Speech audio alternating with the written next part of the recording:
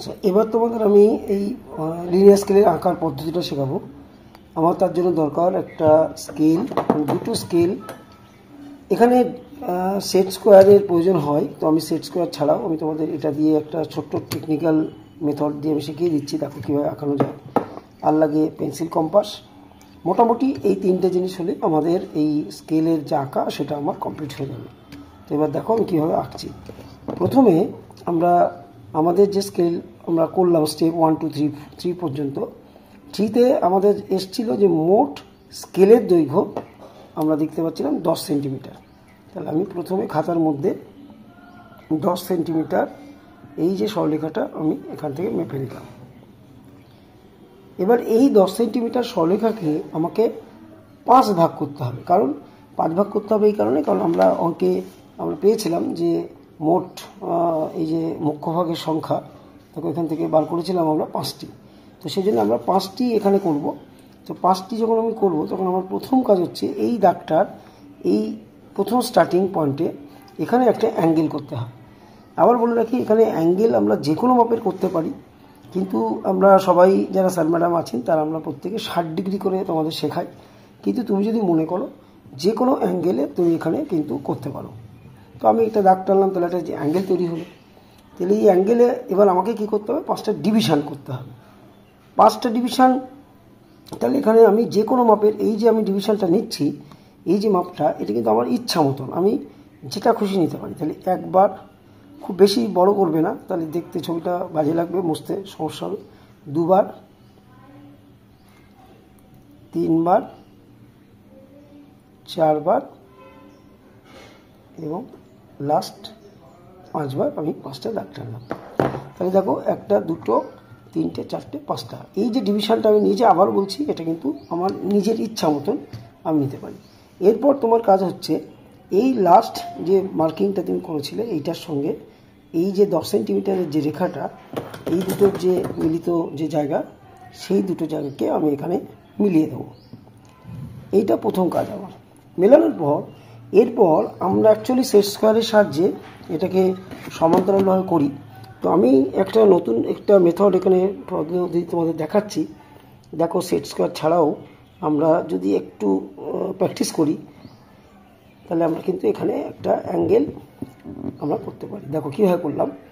এই স্কেলটার তলায় আমি স্কেলটা লাগালাম। এইবার লাগানোর পর আমি এই স্কেলটাকে ধরে আস্তে আস্তে এগিয়ে আসবো, এবং যেখানে আমার মার্কিং ছিল আগে, আমি সেই মার্কিংয়ে যখনই পৌঁছালাম, এই যে আগে যে আমার মার্কিংটা করা ছিল এইটা, এই মার্কিংয়ে পৌঁছানোর পর আমি এখান থেকে একটা দাগ টেনে নিলাম। এরপর নেক্সট একই রকমভাবে এখান থেকে আবার আমি তলায় লাগালাম। লাগানোর পরে আচ্ছা স্কেলটা আমি একটু উপরে তুলে নিই, আবার এই তলায় সরিয়ে নিলাম। এটা যখন করবে আগে দাগটা মিলিয়ে নেবে, এইবার এর তলায় এটাকে লাগাবে। যখন এই স্কেলটা উপরের স্কেলটাকে টানবে তখন নিচের স্কেলটা কিন্তু স্থির থাকবে। নিচের স্কেলটা স্থির, দেখো আমি টানছি, এই যে এসে আমি থেমে গেলাম। আবার এখান থেকে আমি এটাকে টানলাম, আবার এর তলায় লাগালাম। এইভাবে আমি 5টা ডিভিশন এখানে টেনে নেব। খুব সাবধান, মানে টানার সময় যাতে একটু নাহলে কিন্তু ডিভিশনটা বেঁকে যাবে, দেখতে ছোট বড় হয়ে যাবে। তো এই জন্যে একটু সাবধানে টানতে হবে এবং প্র্যাকটিস করতে হবে। এটা হয়ে গেল আমার 5টা ভাগ। এরপর আমার যেটা করতে হবে, এই যে একটা প্রাইমারি ডিভিশন, এটা একটা প্রাইমারি, এটা প্রাইমারি, একটা প্রাইমারি, সব 5টা প্রাইমারি ডিভিশন হয়েছে।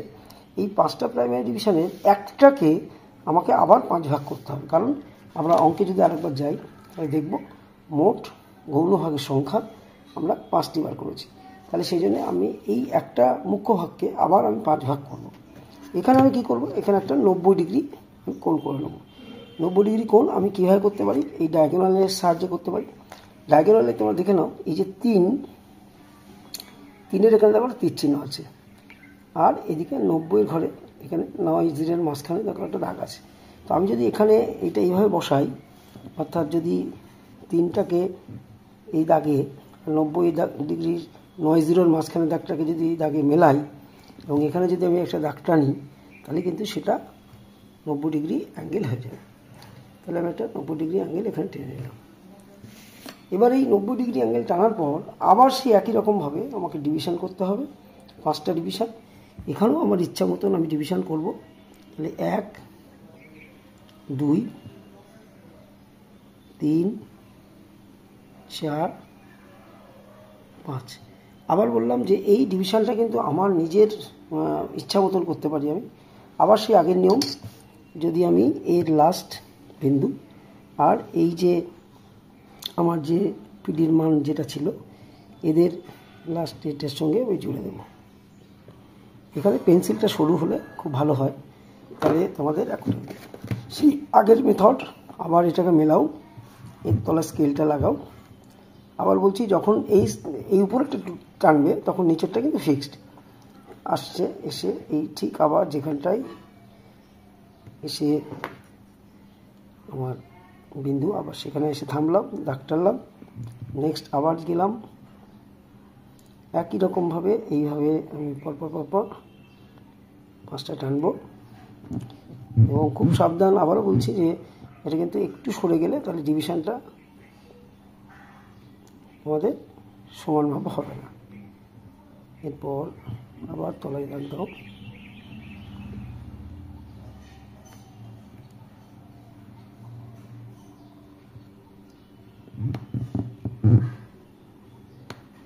তাহলে আমার 1টা 2টো 3টে 4টে 5টা ডিভিশন হয়ে গেল, কমপ্লিট। অ্যাকচুয়ালি আঁকা আমার কমপ্লিট হয়ে গেছে, কিন্তু এটাকে একটু যদি দেখতে ভালো করি তাহলে আমি কি করব, যত সরু করব তত দেখতে ভালো লাগবে। তাহলে এখান থেকে আমি 0.4 নামাবো, 0.4, এই যে 0.4 আমি নামালাম।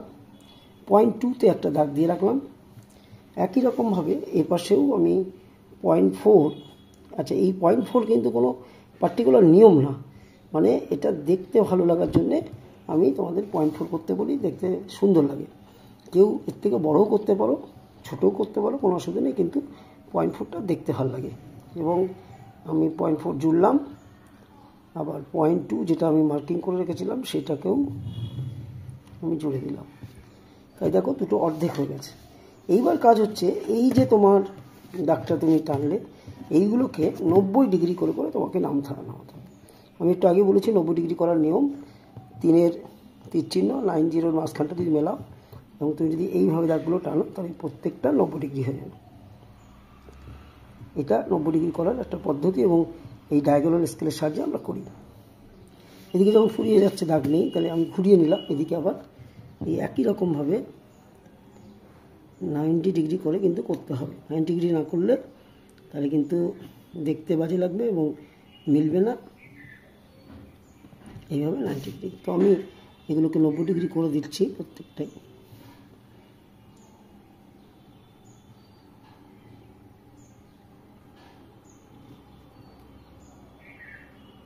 নব্বই ডিগ্রি না করলে কিন্তু দেখতে ভালো লাগবে না এবং ছোটো বড়ো হয়ে যাবে।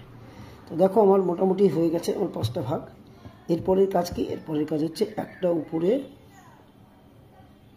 কালো একটা সাদা, এইভাবে তোমরা করবে, ভরাট করবে।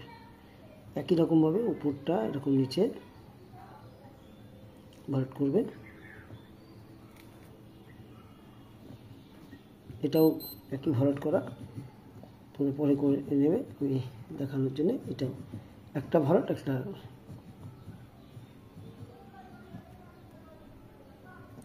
এবার আমাকে নাম্বারিং করতে হবে, অর্থাৎ এটার লেবেলিং করতে হবে।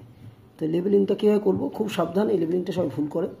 দেখো এ একটা পিডি, এখান থেকে এইটুকু এ একটা পিডি, এও একটা পিডি, এ একটা পিডি, একটা পিডি। কিন্তু দেখো এই পিডিটা এই অপরাধ করে ফেলেছে, এ এসডিকে জায়গা দিয়েছে, অর্থাৎ সেকেন্ডারি ডিভিশনকে। তাই একে আমরা 1 ঘরে করে দিলাম, 0।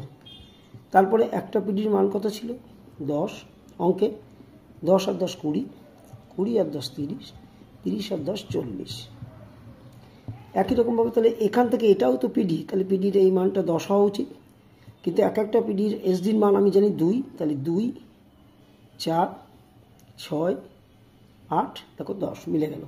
তাহলে এই অংশটুকু তুমি কি দেখিয়েছিলে? এই অংশটুকু তুমি দেখিয়েছো এসডি, মানে সেকেন্ডারি ডিভিশন।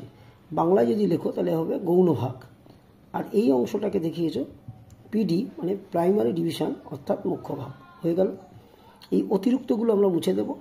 আর কি করব? এখানে RF লিখব, যে অঙ্কটা তুমি RF দিয়ে করেছো 1:5 পরে 5টা শূন্য, এটাকে সুন্দর একটা বক্সের মধ্যে রাখবে দেখতে ভালো লাগার জন্য। আর এরপরে এখানে হেডিং লিখবে LINEARSCALE,